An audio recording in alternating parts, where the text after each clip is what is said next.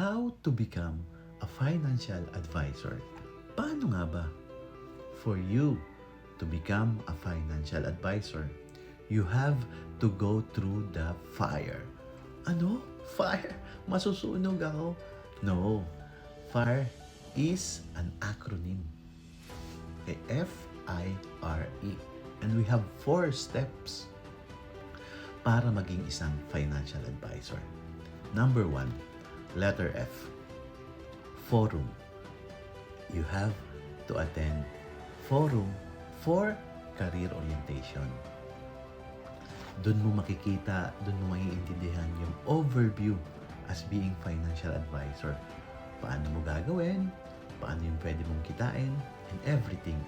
We conducted career orientation program sa mga coffee shop, sa mga restaurant, at minsan sa Manulife office, and pwede rin natin itong gawin table discussion, one-on-one. So may mga schedule kami niyan. And number 2,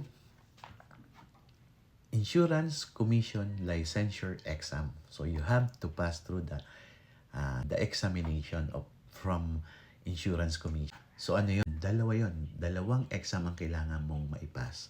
Number 1, yung traditional life insurance, and number 2, yung VUL or yung variable universal life insurance.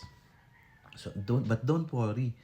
You are supported with trainings, reviews, seminar, and also coaching one-on-one. And kailangan mong maipass yung mock exam bago mo kunin yung actual exam, kasi doon mo mag-gauge kung kaya mo talagang ipasa yung exam. Number 3, requirements. So kailangan mong ipasa yung mga requirements. Valid ID, TIN number, resume, and yung result ng exam. At doon ipaprocess yung insurance agent code mo. At para matag ka as licensed financial advisor.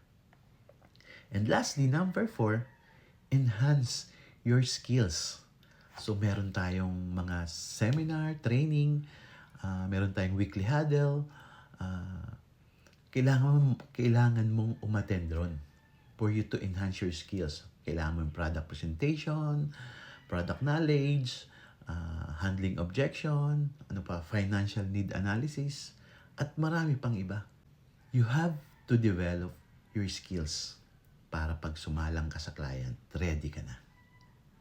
So, for you to become a financial advisor, you have to